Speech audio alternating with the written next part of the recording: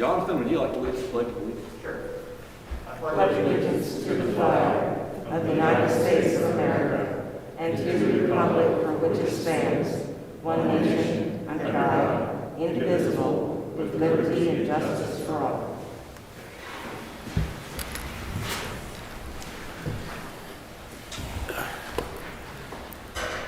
Okay, welcome to the Shawnee County Board of County Commissioners. It's November 12th, 2020.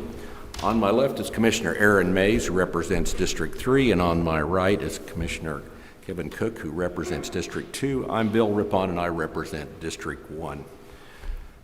Good morning, everyone. Morning. Morning. Madam Clerk, what's first on the agenda? First item is item 3, consent agenda.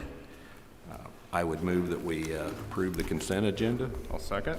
Motion's been made by Commissioner Rippon, second by Commissioner Mays. All in favor, say aye. Those opposed, motion carries 3-0. Next item. Item 4, new business A, County Clerk. Number 1, there are no voucher payments. Number 2, consider correction orders. Move for approval of correction orders. Second. Motion's been made by Commissioner Cook, seconded by Commissioner Mays. All in favor, say aye. Those opposed, motion carries 3-0. Next item. Item A2, consider approval of resolution number 2020-64, authorizing a 2021 cereal malt beverage license to Parsaba LLA, DBA The Gas Strip, located at 550 South East Croco Road, Topeka. This is another one of our cereal malt beverage licenses, has met all of the qualifications. Counselor's office has reviewed, had the KBI investigation. The township has been notified, and we did not receive any notification back from them, and the health inspection has been performed, so we just recommend approval. Motion to approve. I'll second. Motion's been made by Commissioner Cook, seconded by Commissioner Rippon. All in favor, say aye. Those opposed, motion carries 3-0. Next item. Item B, County Councilor number 1, consider approval of resolution number 2020-65, creating a public health technical advisory board. Good morning, Commissioners. Not Jim Crowell, but Linda Oakes from the Health Department. Today before you, we have a resolution to establish a Public Health Technical Advisory Board. This board would help advise the health officer as far as any health orders, mitigation efforts that we need to have for COVID or other communicable diseases, and would also then assist you in recruiting a new health officer, since our health officer has announced his resignation as of the end of the year. Right now, the membership includes someone from Stormont Vale, the University of Kansas Health System's Topeka campus, Vallejo, Grace Med, and then a physician who resides or practices within Shawnee County. And Dusty Nichols and I will be offering staff support to this group as we get started, and I'd be happy to answer any questions. Mr. Chairman. Yes. Linda, can you kind of walk through with us why we have the people that are selected under Section 2, the composition of the board? We felt like these folks were really the, some of the main, not all, but some of the main folks that are impacted or are working within the pandemic right now. So of course the hospitals are impacted. We know there's a huge mental health piece that goes along with this, and really anything with health. Mental health is right in there. Grace Med, which is our federally qualified health center, needs to be involved too. And then also just a physician at large within our community. I think that's the first time that's happened to me. A physician within our community that can help, bring that perspective to the group. Now, prior to the pandemic, the health officer really worked on the CHIP or the health improvement plan or health rankings. Yes. Would you anticipate that that would still continue to be a part of the role of the health officer? I certainly hope so. I think that's a very important part of being the health officer, is just looking beyond the pandemic and seeing what we still need to do as a community. And as you all know, I've often dreamed of having a larger public health board, advisory board, as a lot of communities do. And I think this could be the start for that. This could be the first step in achieving that. On item number E, the physician selected by the board, do you have a recommendation for us? I mean, would we reach out to just pulling out physicians that we may know, or would we reach out to the Shawnee County Medical Society for a recommendation. I do have a recommendation for you. I would recommend Dr. Dennis Cooley. He is working very closely with us in COVID. He's a well-respected pediatrician in our community, has been very involved in Immunize Kansas Coalition and other initiatives to help improve the lives and health of children in Shawnee County, and he's also very active in national organizations, so he's a good candidate. And Dr. Cooley has been working with Shawnee County during the pandemic for the school component, is that correct? Yes, excuse me, yes, he has been especially assisting the schools, but also just helping when we've had a lot of issues come up, and so he's been assisting Dr. Pizzino with some of those decisions.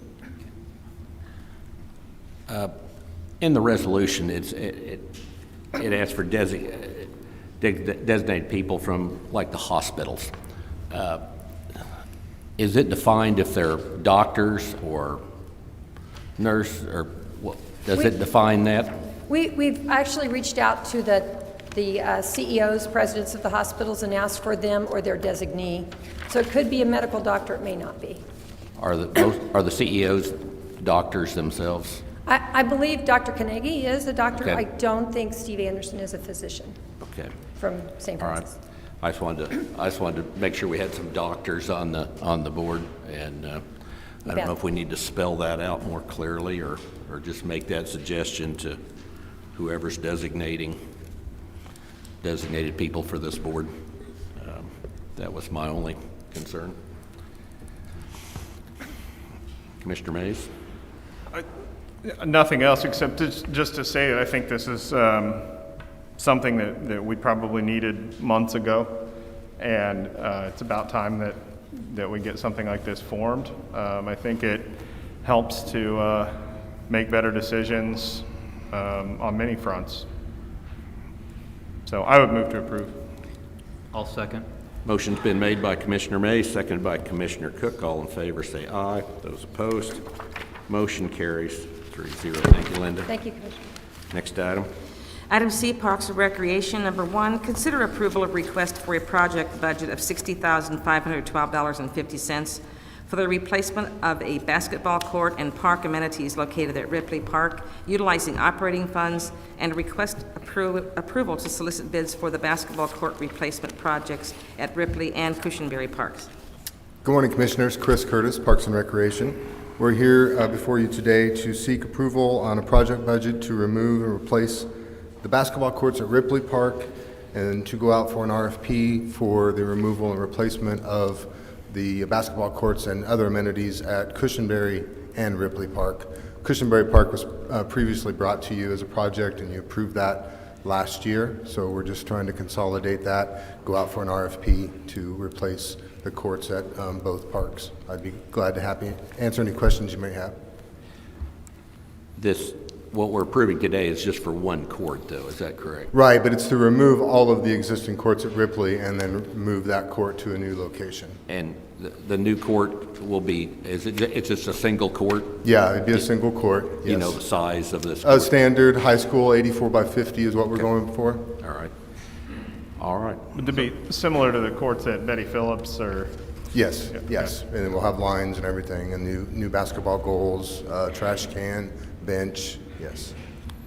Mr. Chairman, Yes. when you talk about the single court, you're talking about the single court at Cushenberry. Single court at Ripley. There's 3 courts now, 1 basketball and 2 converted tennis courts, and they're all in bad shape, as you can see on the presentation. There we go. This is Ripley Park today. Those are actually tennis courts there. Basketball court in the picture on the right is, you can see the basketball court there in the background. Is there no way that we can convert the 2 tennis courts into basketball courts, so we would have 3 basketball courts? Because the Ripley Park, even though it's in very poor condition, is very heavily used. Well, they're currently converted tennis courts to basketball, and they're actually in pretty poor condition. You can see, oops, sorry about that. Yeah, this is actually, the picture on the left here is actually the tennis courts that have been converted. They would need serious upgrading to be able to use them continually now. I have reached out to the NIA president in that area. John Moyer ran by the idea by him, and he sought out people in the community, in that area, and they were in agreement with that one court would be sufficient for that area. So you're removing the old tennis courts and the other basketball court? Correct, But you're only replacing with one basketball. correct. Yeah, Wait. these courts now, some of them, in fact, at one point, I know, I don't think I have a picture of it, there was a tree growing in one of the basketball goals, so I know that goal wasn't being used for a while. And then again, as I said, the rest of the courts are in pretty poor condition. What would be the cost of having those two tennis courts that are already being used as basketball be placed and replaced as basketball? You mean in a new location or at the current location? Well, where were you going to relocate? Yeah, we were hoping to move them closer to the rest of the amenities in the park, over by the restrooms, the shelter house, the playgrounds, near the lighting that's in the parking lot that's new, where they're currently located, and I do have a map. Let me get the mouse to work here. Yeah, currently they're where the red X is, that's where they're currently located, and that's on the far east side of the park. The blue circled area is where we've chosen or kind of identified as a new location for the single basketball court. Just to the north of that circle is the existing restroom facility. The shelter house there is just to the left. Playgrounds are obviously in the lower left part of that picture. They're tucked way back on the east side. There's been some concern that they're so far from the road. I mean, I don't know that, Mr. Chairman, I'm sorry if I may. No, go ahead. I don't know that I have any issue with us moving the courts closer to the amenities.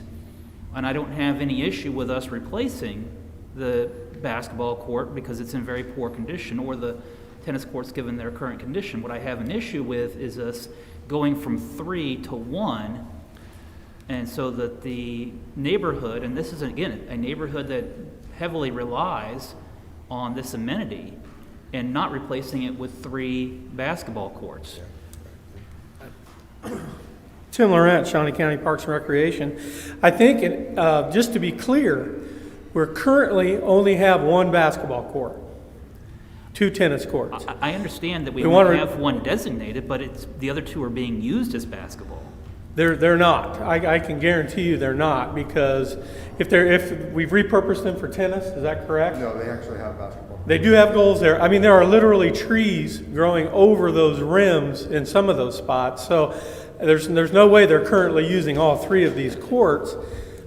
We can certainly go in and up this. My recommendation would be to do one, or let me back up.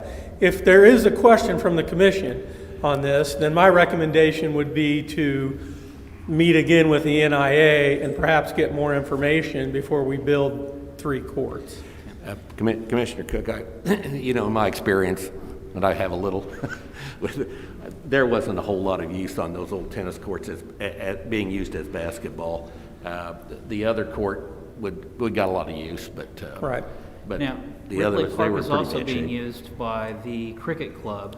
Right. And so how will this affect the cricket club? We took that into consideration, and that's why we've kind of tucked it there into that, where that blue circle is. You can see the cricket pitch? I forget what that's called, but you can see right there where they're pitching the cricket, that line up here at the top of the map. So this will not impact cricket at all, where we've currently decided to put the 1 court.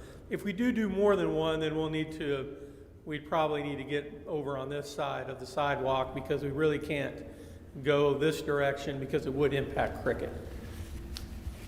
And you guys are aware of that little sidewalk, it looks like a little short piece of sidewalk. Yeah, just right there. No, the other, down by the basketball court, that's kind of a warm-up area for cricket pitchers. Okay.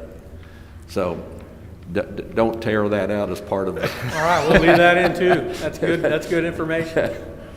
So are we going to be completely removing the old courts then? That'll be just seeded grass then at some point? That was the thought, yes. Can we just make sure that we have the new ones built before the old ones are torn out? Sure, we can absolutely do that.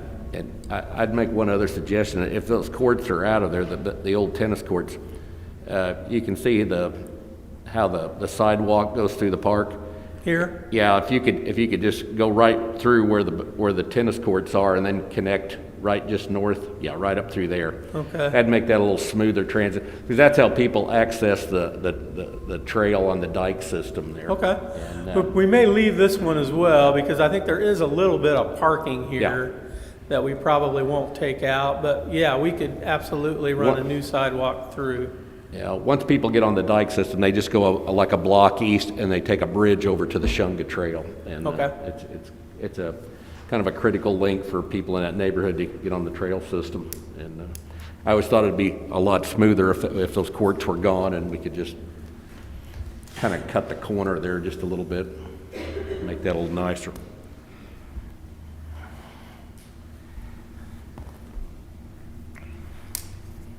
Well, based on the use, again, I think that we should look at, if there is a demand for more basketball at Ripley, looking at the future, having more than one court. Again, if the demand is there, if the need is there within the community. Sure. I agree. Okay. I would, any other comments? Yeah, just one question. I just want, just for clarification, so the $60,512, that is just strictly for Ripley Park. But Cushenberry Park is listed in here as well. That's going to be, we're going to send that out for bid? We are. And then we'll come back with a different agenda item on a different day? I think we already had, if I'm not mistaken, that one approved to do. We just haven't done it. I don't remember if that was approved. Yeah, I mean, I was just going to say the total would go be ahead. somewhere, yeah. Go ahead. Right, so what we're wanting to do today is just approve the budget for Ripley Park, which includes, Commissioner Mays, the removal of those 3 existing courts, addition of one new court, and then we'll add that amount, the project budget amount today, to what was approved for Cushenberry last year, which I would think was around $24,000. So the total budget for the RFP would be roughly $83,000. Okay, good. I was just having a hard time figuring out where Cushenberry Park played into this. Yeah. Okay, I'd move to approve. I'll second. Motion's been made by Commissioner Mays, seconded by Commissioner Rippon. All in favor, say aye. Those opposed, motion carries 3-0. Next item. Item C2, consider approval of request to award the bid to Martinick and Flynn in the amount of $40,166 for the replacement of siding and windows at Forbes Golf Course Pro Shop with funding from the Building Maintenance Fund and an additional cost of $1,040 for the removal and disposal of any asbestos material utilizing Forbes generated revenue, and authorization and execution of contract C468-2020 for same. Morning, Commissioners. Jeremy Myers, Parks and Recreation. As you may recall, back in March or April, we came to you with this agenda item with the roof and the siding and window repairs. The roof was repaired successfully, and I'll show you a couple pictures here in a minute. Very, very nice, but the siding still exists, and we're here to ask permission to go out, award the bid for this project. As you may know, the revenue from Forbes Golf Course goes into the Building Maintenance Fund as part of the Federal Lands to Parks program. So we'll be using Building Maintenance Fund for this. And we're hoping to have this finished in a current contract by April of 2021. So I'll show you a couple of pictures of current. I showed you pictures back in March or April. But here's the existing Forbes Clubhouse project, or the clubhouse. As you can see, the new roof up on the top there, and then we got the windows and siding below. So, and there's another picture of the new roof and the siding below as well. So, if you do have any questions, I'd be happy to answer. What type of siding are you replacing? They'll be using the steel panel siding. Okay. Any other questions? Jeremy, are we confident that there's not any kind of mold or anything underneath that siding? Confident we'll find out once we start ripping it apart. So I think that's part of the. Is there a contingency budget built in case something like that happens, or? Yes. Okay. Yes. So I appreciate us delaying this. I feel like when this was brought to us, we were in a very uncertain time financially, and I feel like we're in a position now where we understand that the situation is not quite as dire financially as we thought it would be, so I would move to approve. Second. Motion's been made by Commissioner May, second by Commissioner Cook. All in favor, say aye. Those opposed, motion carries 3-0. Thank you, Jeremy. Commissioners. Next item. Item D, Register of Deeds. Number 1, consider authorization and execution of contract C-469-2020, a 4-year renewal agreement with Fiddler Technology for document recording software services at annual cost for year 1 of $35,647,000, year 2, $36,717, year 3, $37,818, and year 4, $38,952, utilizing the Register of Deeds Technology Fund. Good morning, Commissioners. Becky Neosi, Register of Deeds. This is our second renewal with Fiddler Technologies. We've been very pleased with the products as well as the service they provide for us. This makes our office more efficient and streamlined, but it also increases accuracy with OCR technology and a product we call Anchor, which helps us to, helps us with legal descriptions to verify those. So, like I said, we're satisfied. There are bonuses with this product, such as property fraud alert service that's free to citizens of Shawnee County. So they get alert when something is recorded in our office.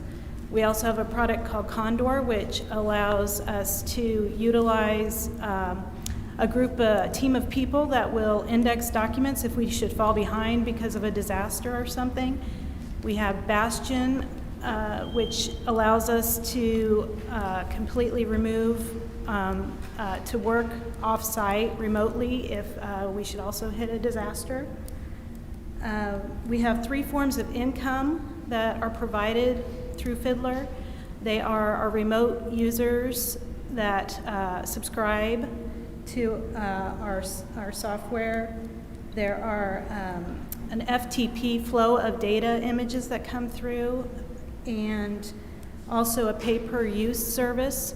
So all of those forms of income actually add up to more than what we're paying for this service, so it pays for itself. Keeps us constantly improving because they're always looking for improvements in the software as technology changes. So I'd be happy to answer any questions. Questions? No, I'll move for approval. Second. Motion's been made by Commissioner Cook, seconded by Commissioner Rippon. All in favor, say aye. Those opposed, motion carries 3-0. Thank you, Becky. Next item. Thank you, Commissioner. Item E, Weed Department. Number 1, consider authorization and execution of contract C-470-2020, a lease and storage agreement with Propane Central to provide a cage and 5 propane cylinders to be stored and restocked monthly for forklift use, with the cylinder cost to remain the same.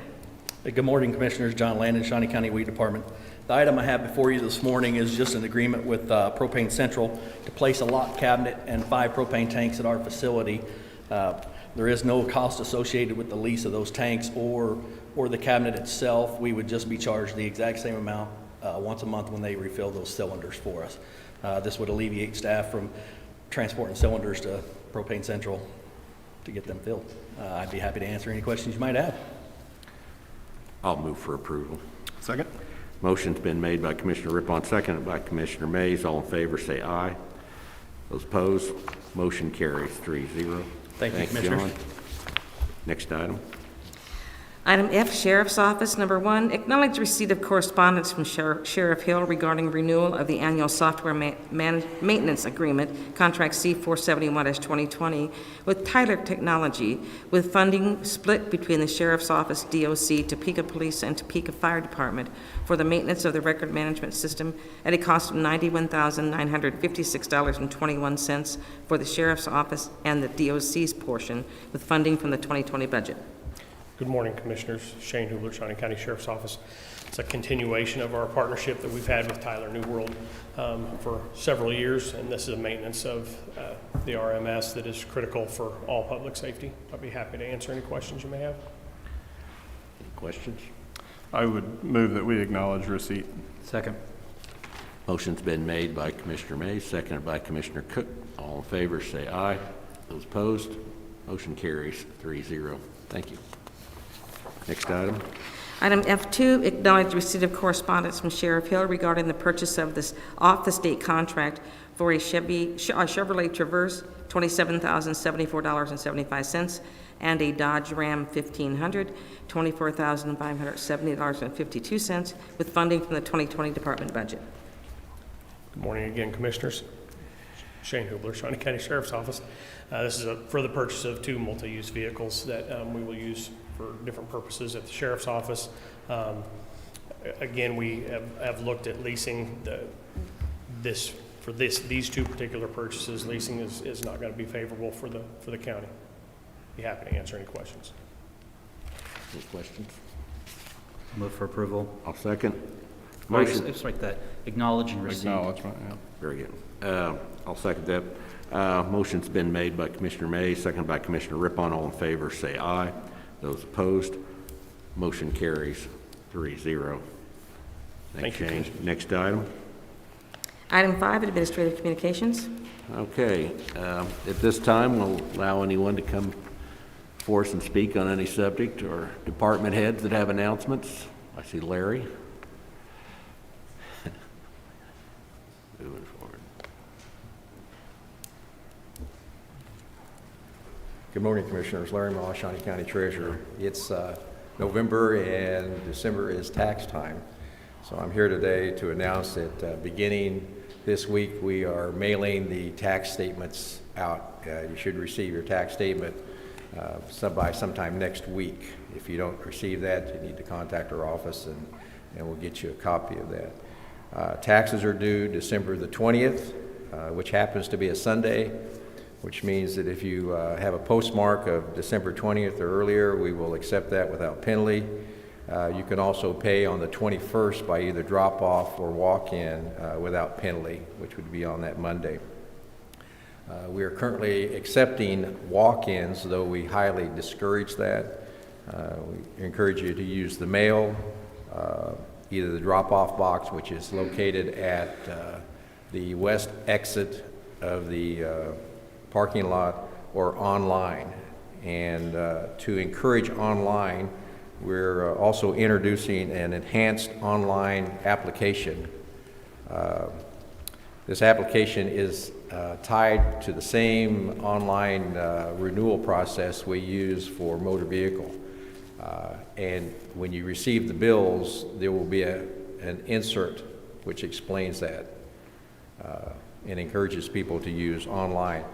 This is enhanced to take partial payments, as well as you can pay delinquent taxes with this and use the same account that you use for your motor vehicle renewal. And then lastly, as far as taxes are concerned, we're going to start getting the questions of whether taxes are going to be deferred or penalties are going to be forgiven. And I just want to remind everyone that the only body that has the authority to change the tax due date or to relieve any penalties or interest is the state legislature. Only the legislature can do that. Okay, and then in reference to motor vehicle registrations, if you purchased a new vehicle on or before April the 30th, your registration grace period is expiring on November the 30th. So you need to get in to get those new vehicles registered, as well as if you had a renewal that's delinquent that was due on June the 30th or earlier. All those grace periods are now expiring as of November the 14th, which is this Saturday. So you need to get in to complete that registration or renewal. By my estimation, there may be as many as 5,000 people who are in that situation. I would encourage you to not wait to the last day. Also, I would encourage you to either use our title by mail process, which we continue to enhance, or drop off using the same drop box as for the tax statements, which is located on the west exit to the courthouse parking lot. We have extended our appointment process, or I should say we've implemented the new appointment process, so now that you can get an appointment at the courthouse or at the annex. As you recall, we started making appointments at the annex in May. We now offer appointments at the courthouse as well. If you have to come in, if you're not going to use mail or drop-off and you have to come in, you can minimize your exposure in the time that you spend in our office if you will make an appointment, or at the very least get online and get in line before you leave home with our awesome queue, which we've had in place for several years. I would just remind everyone that if you do walk in, appointments and online awesome queue will be given preferential treatment, and you'll have to wait behind those folks. So even though you're there, you may have people who come in and leave before you get serviced, just so you understand that. We implemented the appointment process at the annex in May. Right now, about 50% of the people who are coming to that office, which is over 200 a day, are getting appointments. So it has been accepted very well by the public. With that, I'd be glad to answer any questions you might have. Questions? Thank you, Larry. Okay, just remember to pay your taxes by December the Can't 20th, wait. and I will be back to remind you of that. Thank you. Thank you. Anyone else? Larry, you dropped something there. Anyone else wish to speak? Mr. Chairman, I think you have somebody. Oh, okay. Thank you for allowing me to speak. My name is Irving Cohen. I'm a semi-retired physician who's lived in the county for 29 years. And I was board certified in 1985 in public health and general preventive medicine, having completed residency and chief residency in that at Johns Hopkins. So I just want to commend the work that the health department has been doing with limited resources in this sudden and unexpected event.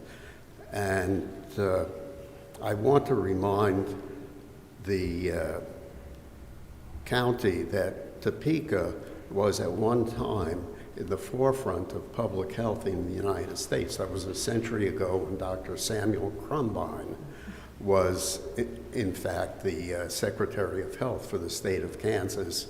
And he was so innovative and practical that there are awards and other things named after him on a national level for those of us nerds who know something about public health. So Topeka doesn't have to be reactive. We can be proactive, utilize what resources we have in whatever practical manner, and I hope that you go forward in doing that. Thank you. That's all I have to say. Thank you. Anyone else? Commissioner Mays? I know it's a day late, but happy Veterans Day. I know that we've got several folks in the room that are veterans, and I appreciate your service. Thank you.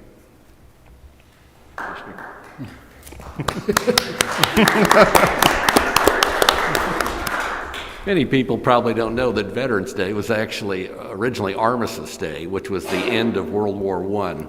It ended on the 11th month, the 11th hour, 11th day, all that.